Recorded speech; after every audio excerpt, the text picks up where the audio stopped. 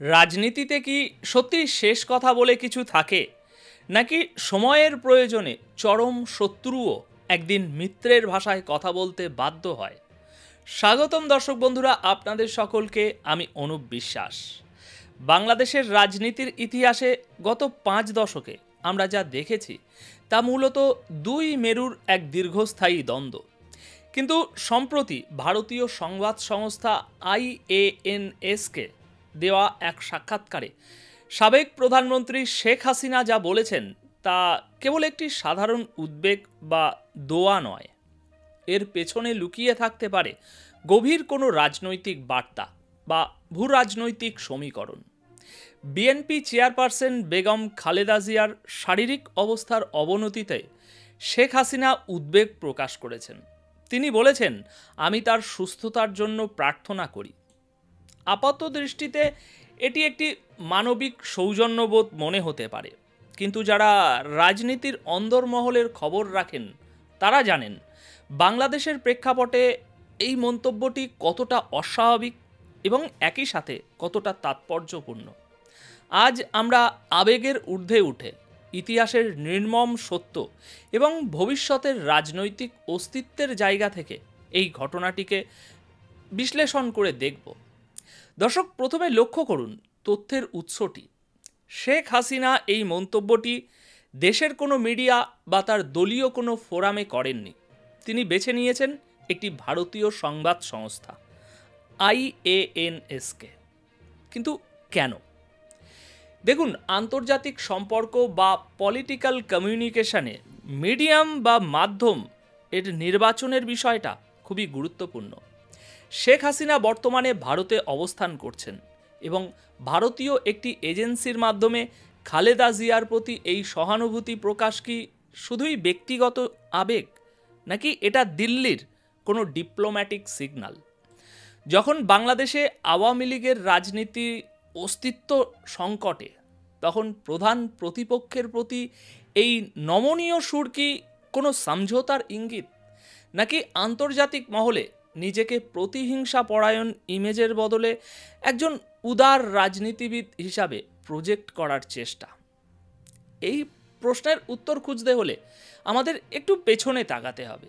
দেখতে হবে এই দুই নেত্রীর সম্পর্কের রসায়নটা আসলে কেমন ছিল এবং কেন আজকের এই দোয়া বা প্রার্থনা সাধারণ মানুষের কাছে কিছুটা হলেও অবিশ্বাস্য মনে হচ্ছে। দেখুন, গত ৩ দশক ধরে বাংলাদেশের রাজনীতি আবর্তিত হয়েছে মূলত এই দুই ব্যক্তিকে কেন্দ্র করে, কিন্তু তাদের সম্পর্ক কেবল রাজনৈতিক বিরোধিতার মধ্যে সীমাবদ্ধ ছিল না।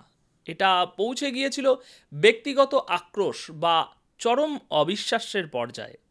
আমরা যদি একটু ফ্ল্যাশব্যাকে যাই, ২১শে আগস্টের গ্রেনেড হামলার পর তৎকালীন প্রধানমন্ত্রী খালেদা জিয়া সংসদে দাঁড়িয়ে যে মন্তব্য করেছিলেন তা ছিল রাজনৈতিক শিষ্টাচারের চরম লঙ্ঘন।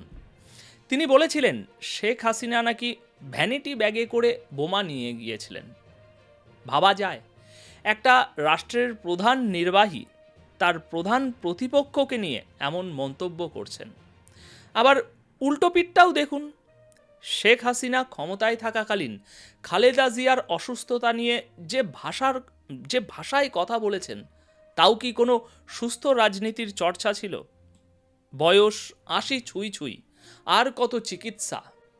একজন সাবেক প্রধানমন্ত্রীর সম্পর্কে বর্তমান প্রধানমন্ত্রীর এমন মন্তব্য কেবল উপহাস ছিল না, এটা ছিল প্রতিপক্ষকে ডিহিউম্যানাইজ বা মানবিক মর্যাদাহীন করার একটা কৌশল। আজ যখন শেখ হাসিনা সেই একই খালেদা জিয়ার জন্য গভীর উদ্বেগ প্রকাশ করছেন, তখন সাধারণ মানুষ বা রাজনৈতিক বিশ্লেষকরা দ্বিধায় পড়বেন, এটা তো খুবই স্বাভাবিক একটা বিষয়। কিন্তু এখানেই আমাদের বিশ্লেষণের গভীরতা প্রয়োজন। রাজনীতিতে চিরস্থায়ী শত্রু বলে কিছু নেই। ইতিহাস সাক্ষী, যখনই কোনো রাজনৈতিক শক্তির উপর অস্তিত্বের সংকট নেমে আসে তখনই তাদের সুর নরম হয়। আজকের এই উদ্বেগ হয়তো সেই অস্তিত্ব রক্ষার তাগিদ থেকেই উৎপন্ন। এখন অনেকে হয়তো ভাবছেন শেখ হাসিনার এই পরিবর্তন শুধুই লোক দেখানো, কিন্তু আমি বিষয়টাকে একটু ভিন্ন অঙ্গিকে দেখতে চাই। বাংলাদেশের রাজনীতির আকাশে আবারও কি -2 ফর্মুলা বা বিরাজনৈতিকরণের কালো মেঘ জমছে? আমরা অতীতে দেখেছি 1-11 সময় বা তারও আগে পরে বিভিন্ন সময় চেষ্টা করা হয়েছে এই দুটি প্রধান দলকে নেতৃত্ব শূন্য করার। -2 বা -4 নাম যাই হোক না কেন, মূল উদ্দেশ্য ছিল রাজনীতি থেকে রাজনীতিবিদদের সরিয়ে দেওয়া। কিন্তু বাস্তবতা হলো গত 54 বছরে হাজার চেষ্টা করেও এই দুটি দলকে দেশের মাটি থেকে উপড়ে ফেলা সম্ভব হয়নি। কেন সম্ভব হয়নি? কারণ আওয়ামী লীগ এবং বিএনপি এই দুটি নাম এখন আর কেবল দুটি রাজনৈতিক দলের নাম নয়, এগুলো বাংলাদেশের সমাজ ব্যবস্থার গভীরে প্রথিত দুটি ভিন্ন ভিন্ন মতাদর্শিক পরিচয়। কিন্তু গ্রামের চায়ের দোকান থেকে শুরু করে শহরের ড্রয়িং রুম, দেশের প্রতিটি ইঞ্চিতে এই দুই দলের সমর্থক গোষ্ঠী ছড়িয়ে আছে। তাই আপনি চাইলেই কোনো ষড়যন্ত্র করে কোটি কোটি মানুষের রাজনৈতিক বিশ্বাসকে মুছে ফেলতে পারেন না। আজকের প্রেক্ষাপটে যখন দেশের নানামুখী ষড়যন্ত্রের কথা শোনা যাচ্ছে, যখন তৃতীয় কোনো শক্তি বা উগ্রবাদের উত্থানের শঙ্কা করা হচ্ছে, তখন শেখ হাসিনার এই সফট টোন হয়তো অবচেতনভাবেই একটি সত্যকে স্বীকার করে নিচ্ছে। সেই সত্যটি হলো খালেদা জিয়া বা বিএনপিকে নিশ্চিহ্ন করে দিয়ে আওয়ামী লীগের অস্তিত্ব রক্ষা সম্ভব নয়।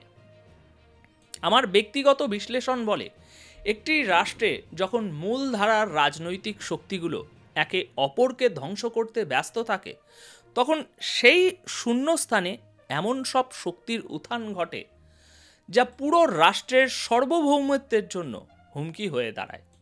সেটা হতে পারে উগ্রবাদ, হতে পারে বিদেশি আধিপত্যবাদ।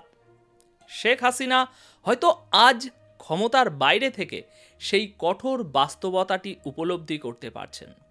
খালেদা জিয়ার প্রতি তার এই সহানুভূতি যদি সত্যি মন থেকে আসে, তবে তা বাংলাদেশের রাজনীতির জন্য একটা বিরল ইতিবাচক সংকেত। কারণ দিন শেষে এই দেশের সার্বভৌমত্ব, গণতন্ত্র এবং সংবিধান রক্ষার জন্য যত মত পার্থক্যই থাক, এই দুটি প্রধান রাজনৈতিক স্রোতকে টিকে থাকতেই হবে।